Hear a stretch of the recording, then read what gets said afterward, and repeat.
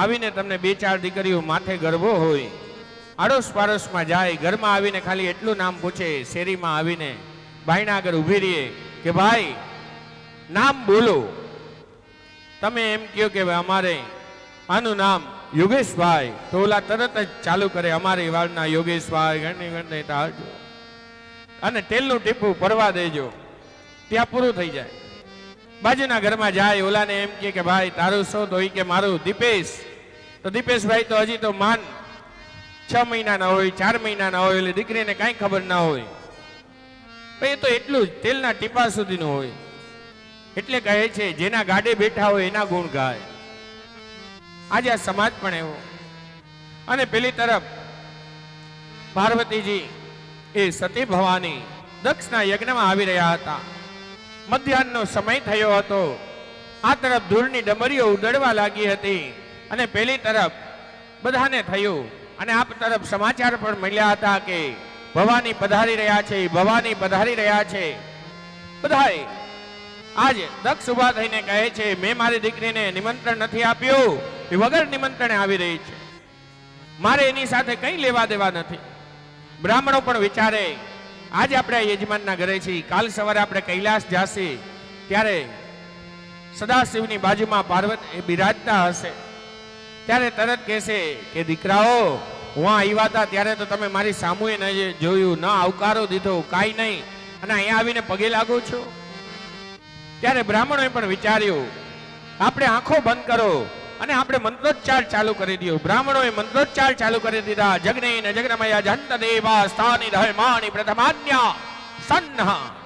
આ તરફ ભવાની પ્રવેશ થઈ રહ્યો છે. એને જોયું કે વાહ વાહ, મારા પિતાના ઘરે બ્રાહ્મણો કેટલા નિષ્ઠાથી કામ કરી રહ્યા છે, કઈ આજુબાજુ જોતા નથી, નેત્રો બંધ છે, સસ્વર સહિત એ કર્મ કરાવી રહ્યા છે. વાહ વાહ, આનંદ થયો. ભવાની ત્યાંથી આગળ ગયા. આગળ ગયા તો પિતાશ્રી તો યજ્ઞમાં હતા. એ ભવાની સામે એ પણ નથી જોતા. એનાથી આગળ ગઈ. એને થયું કે લાવને અંદર મારી બેનું બેઠી હશે, માં બેઠી હશે, હું માં આગળ જાઉં. આ તો માનું હૃદય. આ તરફ દીકરી આવતી જોઈ. માએ હાથમાં એક આસન લીધું હતું. ત્યાં બૈડું બધા ઘરમાં એક સંતાન એવું હોય જે મા બાપને દબાવી દેતું હોય. આજે એક બીજી દીકરી હતી.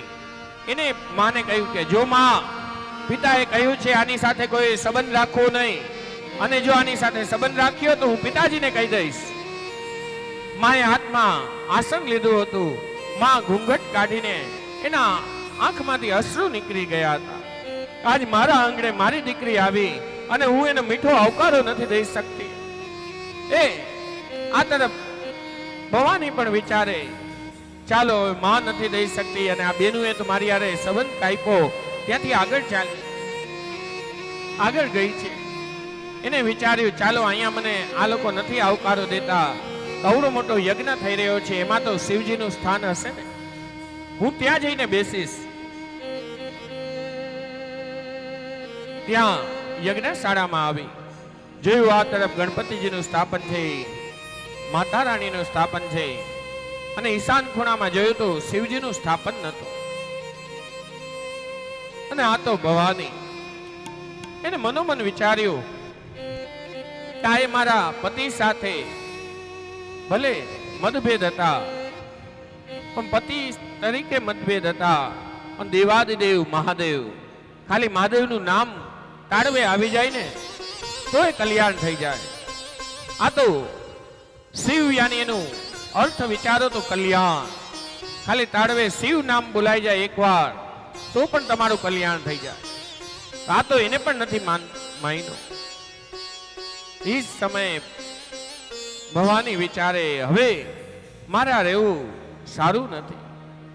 હું આ અગ્નિકુંડમાં પડીને જો મરીશ તો પિતા તો અભિમાનનું પુતળું થયા છે, એને તો મનમાં એમ જ થશે કે આ પોતાનું અપમાન સહન ન કરી શકી એટલે બરીને ભસ્મ થઈ. એને એ સમયે બ્રહ્માસન ત્યાં આસન લગાડ્યું. પોતાના જમણા પગના અંગૂઠામાંથી એવો અગ્નિ, એવો તાપ પ્રગટ કર્યો, એમાંથી જ્યોત જ્યોતામાં બ્રહ્મરાત કરતો એ શરીર બળવા લાગ્યું. અને આ તરફ પોતાના પિતાને પણ પ્રતીતિ કરાવી, તમારા દ્વારા મને જે આ શરીર મળ્યું હતું એ તમારા દ્વાર ઉપર મૂકી દઉં છું. અને પેલી તરફ નારદજી પહોંચ્યા શિવજી પાસે. શિવજી તો એની અંગારાની રમત કરી રહ્યા હતા અને શિવજીને નારદજી કહે છે કે હે શિવ, તમારો ગ્રહ સંસાર બની ગયો અને તમે અહીં હજી અંગારાથી રમો છો? શિવજી કહે છે બોલ. શિવજી કહે છે બોલો બોલો, ચોખ્ખું બોલો, શું થયું છે? ત્યારે નારદજીએ કહ્યું કે માં ભવાની બળીને ભસ્મ થઈ ગઈ છે અને તમે અહીંયા એ જ સમયે શિવજીએ પોતાની એક જટા ખોલી છે. જટામાંથી તમ વીરભદ્ર એક કાલપુરુષ ઉત્પન્ન થયો છે. કાલપુરુષ સામે જોયું. કાલપુરુષે કહ્યું કે કેમ કરો તી, મારું નામ શું છે? ત્યારે શિવજી કહે છે તારું નામ વીરભદ્ર છે. દક્ષ યજ્ઞમ જઈ, આ યજ્ઞ દક્ષનો યજ્ઞમાં જઈને તું ભસ્મ કર. એ જ સમયે વીરભદ્ર ત્યાંથી સૈન્ય લઈને નીકળ્યો છે. મધ્યાહનો સમય થયો હતો. સાંજનો સમય થયો હોય તો સમજવું કે ગાય ઘરમાંથી આવતો હોય, ધૂરું એટલે ઉઠતી હોય. મધ્યાહનો સમય થયો હતો, જુવારી ઉઠતી હતી. આ તરફ બ્રાહ્મણોએ પણ જોયું આ શું થયું છે. એકબીજા બ્રાહ્મણો વિચારે જ્યાં સતી ભવાની ભસ્મ થઈ ગઈ હોય ત્યાં હવે તો સારા સંકેતો ના હોય, હવે કાંઈ અનર્થ જ થાય. ત્યાં તો વીરભદ્ર આવ્યો. આ તરફ નંદી આવ્યો. નંદી વીરભદ્રના ખંભે માથું ધર્યું છે અને કહે છે ભાઈ, અમે કઈ કરી ન શક્યા. ઓલા કે તારા ગાવરગણ, તારા ઓજસ નતું, તારામાં શક્તિ નથી, અમારામાં તો શક્તિ હતી. પણ યજ્ઞ મંડપમાંથી હજારો પુરુષો નીકળ્યા, એને અમને મારીને બગાડી મૂક્યા. ત્યારે કયોને ખબર પડી ગઈ યજ્ઞ મંડપ ઉપર તો આચાર્યનું, બ્રાહ્મણોનું રાજ હોય, અહીંયા કોઈનું રાજ ન હોય. અવશ્ય બ્રાહ્મણોની શક્તિ હતી. વીરભદ્રએ પોતાના સદસ્યોને કીધું અંદર પહોંચો, જેટલા પણ હવન કુંડ હોય, જેટલા બ્રાહ્મણો હોય એને વંદન કરવા કે ભાઈ જાઓ. જો માને નહીં તો એને ફડાક કહીને ત્યાં પાડી દેવા. અને એ જ સમયે બધા આવ્યા યજ્ઞ મંડપમાં. એક પછી એક યજ્ઞ મંડપ ખંડિત કરવા લાગ્યા. એક કુખાદેવના બ્રાહ્મણ હતા, એને વિચાર્યું કે આ જ સમયે જો મને એક અખંડ હવન કુંડ મળી જાય, એક આહુતિ હું લઈને આમ સ્વાહા કરું, ત્યાં તો એક નહીં આના જેવા 1000 વીરભદ્ર પાછા હું પેદા કરી દઉં. ત્યાં તો વીરભદ્રએ પણ જોયું કે આમ કરી રહ્યો છે. એમ જ ટપાત દઈને એને એવી ઝાપટ મારી, એના જે દાંત હતા એ પણ પડી ગયા અને હવન કુંડ હતો એ પણ નષ્ટ થયું. વીરભદ્ર બધાને મારતો હોય. બ્રાહ્મણો કહે મને છોડી દો, મને છોડી દો. ત્યારે કહે છે તમે જેવી ભાવના લઈને આવ્યા હતા, કોઈના પણ પ્રસંગમાં જેવી ભાવના લઈને જાઓ એવું ફળ મળે. આ લઈને આવ્યા હતા કે આ ચકમક જશે અને અમને ઝઘડો જોવાનો મળશે. એટલે વીરભદ્ર કહે છે લ્યો આ પ્રસાદ. કોઈના હાથ ભાંગ્યા, કોઈના પગ ભાંગ્યા, કોઈના દાંત નીકળી ગયા. આજ વીરભદ્ર પાસે કરે છે. પેલી તરફ બધા ગયા ભગવાન શિવજી પાસે.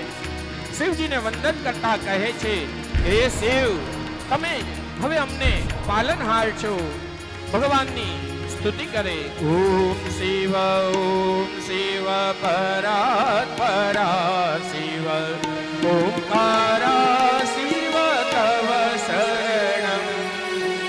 ઓમ શિવ પરાત પરા શિવ ઓમકારા શિવ તવ શરણમ.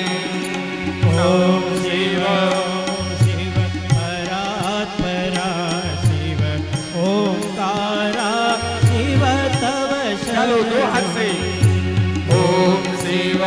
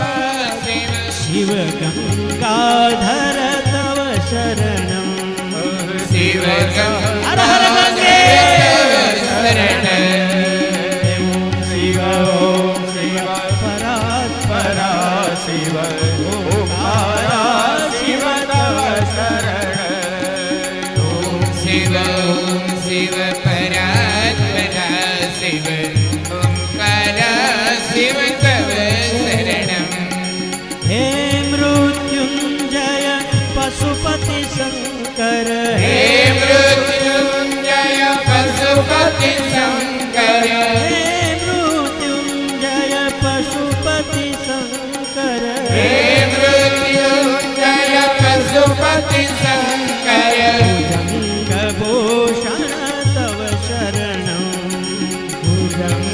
ભૂષણ તવ શરણમ ઓમ શિવ પરાત્પરા શિવ ઓમકારા શિવ તવ શરણમ ઓમ શિવ પરાત્પરા શિવ ઓમકારા શિવ તવ શરણમ નમઃ શિવાય નમઃ શિવાય હર હર ભોલે નમઃ શિવાય નમઃ શિવાય ઓમ નમઃ શિવાય હર હર બોલે નમઃ શિવાય હર હર ભોલે નમઃ શિવાય હર હર બોલે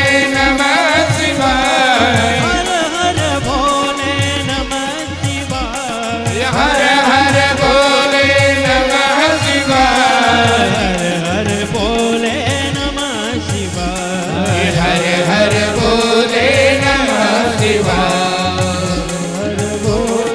નમઃ શિવાય હર હર બોલે નમઃ શિવાય